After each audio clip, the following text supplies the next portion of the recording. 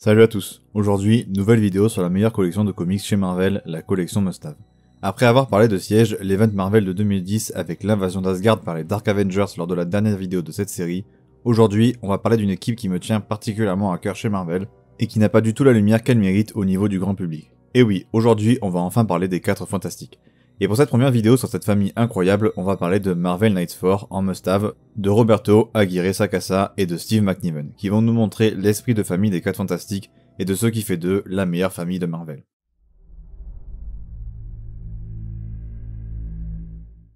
Les 4 Fantastiques ont affronté Fatalis, Galactus et bien d'autres menaces cosmiques. Chaque fois, ils sont sortis vainqueurs de leur combat. En revanche, réussiront-ils à dompter les difficultés financières ? Mr Fantastic, l'Invisible, la Torche et la Chose vont devoir faire appel à tout leur humour et leur détermination pour se remettre de la faillite qui les menace. Ça n'empêchera pas Ben Grimm et Johnny Storm de se lancer dans un affrontement dynamique comme ils en ont le secret. L'équipe parviendra aussi, sans trop de difficultés, à se retrouver dans une situation dangereuse en partant en camping.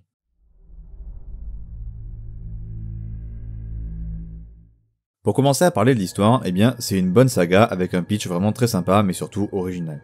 C'est une histoire pas forcément exceptionnelle, mais une vraie bonne saga bien cool où on passe un vrai bon moment. Comme l'indique mon titre de vidéo, ce comics est un comics absolument parfait pour apprendre à connaître les Fantastic Four.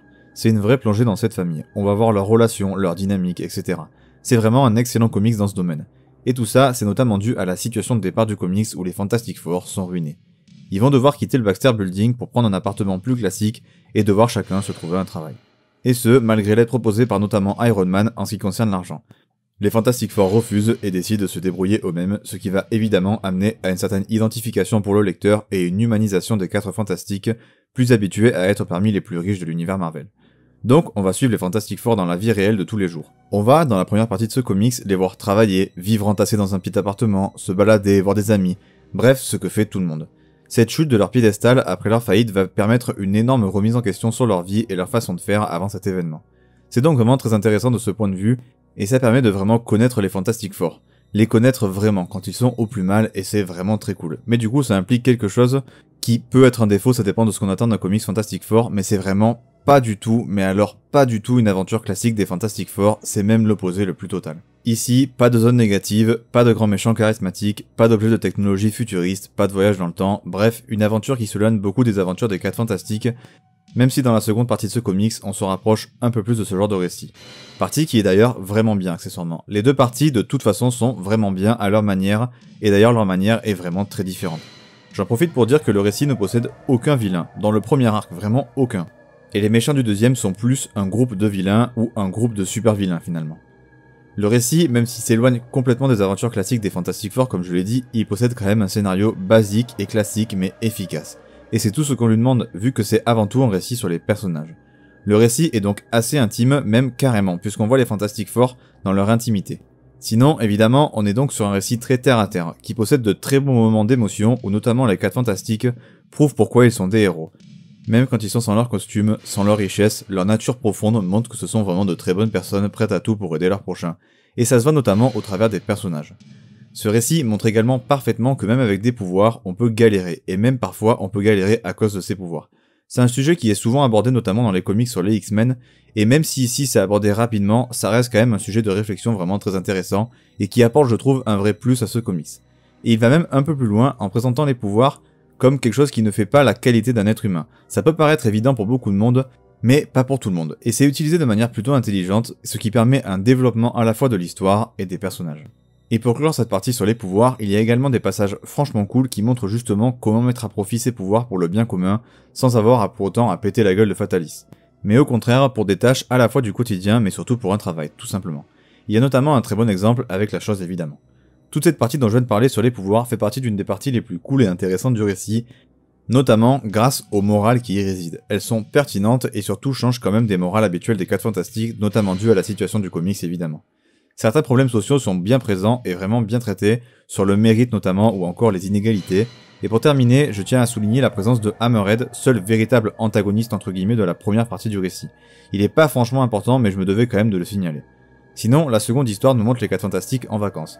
Ils se font attaquer par des aliens, ce qui peut sembler complètement normal pour une aventure des 4 Fantastiques, Mais avec la façon dont est traitée la première partie de l'histoire, là on est vraiment surpris de voir ces aliens, ce qui prouve à quel point la première partie de l'histoire est bien réalisée, surtout au niveau de l'ambiance. Mais du coup, pour moi le seul vrai défaut du récit, c'est qu'il n'a pas vraiment de fin. Et je parle en VF de manière générale, donc on a les 2 premiers arcs, très cool et vraiment bons, et puis plus rien. Ça se finit de manière vraiment abrupte, donc on reste clairement sur notre fin. Et c'est trop court de manière globale, donc c'est vraiment dommage.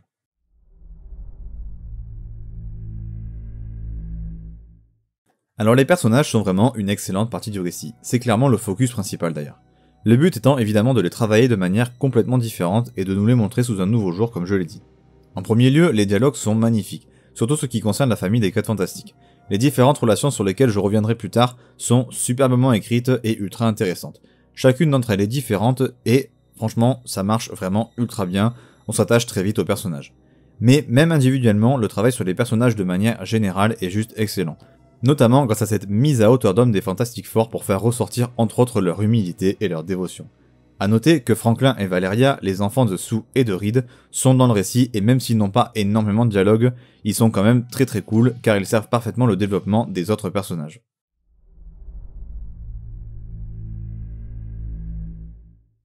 La femme invisible, comme à son habitude, est mon personnage préféré des 4 Fantastiques. C'est vraiment la maman du groupe en quelque sorte. C'est elle qui s'occupe d'énormément de choses quand Reed décide de se préoccuper de ses inventions. C'est elle qui gère les problèmes de l'équipe quand ils s'embrouillent, qui gère l'aspect public de la célébrité des Fantastic Four aussi.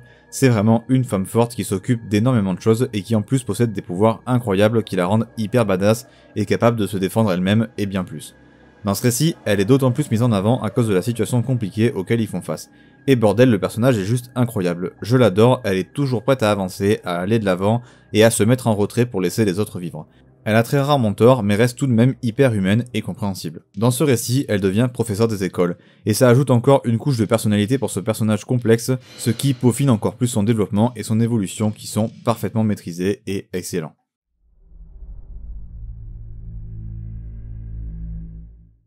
Mister Fantastic, à l'image de sa femme Sue, est fidèle à son personnage au début et va évoluer au cours des récits et des dialogues pour s'affiner et devenir un personnage plus complexe et profond. Reed est complètement perdu au début. Sans son labo, sans ses machines, il sait pas trop où est sa place.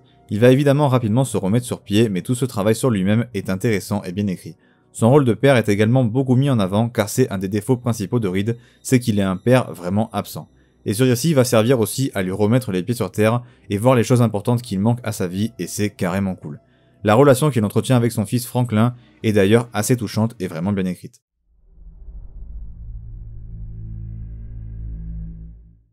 La chose aussi vit très mal la situation, se retrouver en dehors de sa zone de confort et de sa possibilité de se cacher du jugement des autres par rapport à sa condition, ça le rend hyper irritable. En plus de ça, il est vraiment pas très bien accueilli et galère à trouver du travail, et c'est clairement le représentant de cet aspect problème avec les pouvoirs du récit. C'est le personnage qui le représente le mieux. Malgré tout, le personnage va s'adapter, évoluer et faire ressortir ses bons côtés malgré la difficulté de la situation.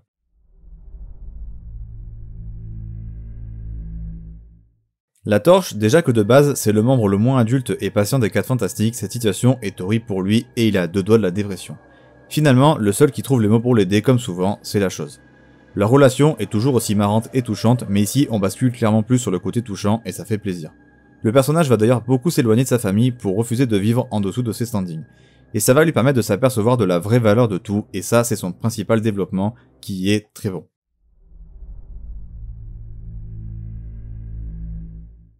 Au dessin, comme je l'ai dit, c'est Steve McNiven, et c'est clairement la meilleure partie du récit. Ces dessins sont absolument fantastiques, c'est une masterclass. Tout d'abord, les personnages sont ultra expressifs, on peut vraiment ressentir leurs émotions de manière absolument parfaite, ce qui renforce l'immersion dans le récit et l'attachement au personnage. Certains passages sont plutôt sombres et appuient sur le côté pessimiste du récit. Sinon, le comics possède des images absolument incroyables, hyper visuelles et violentes.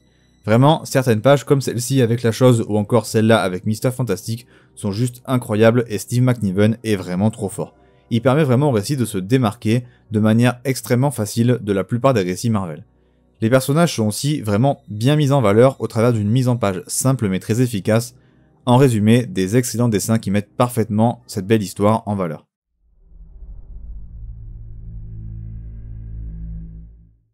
Alors pour le conseil lecture, malheureusement je n'ai pas grand chose à vous conseiller sur les 4 Fantastiques. L'équipe a pas beaucoup de comics dispo en VF et en neuf. Je peux par contre vous conseiller des excellents comics mais qui ne sont plus dispo en neuf, il faudra chercher du côté de l'occasion, et surtout faire gaffe aux spéculateurs qui les revendent bien plus cher que leur valeur réelle. Et pour ça, je vous conseille les 2 Marvel de luxe de Mark Waid. Excellent comics et parfait pour débuter les 4 Fantastiques. Je ferai peut-être une vidéo dessus un jour.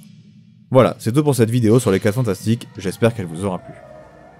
N'hésitez pas à aller me suivre sur mes réseaux sociaux, là où je suis le plus actif c'est sur Twitter. N'oubliez pas, nouvelle vidéo dimanche prochain à 17h30. Sur ce, c'était Day One, et à la semaine prochaine.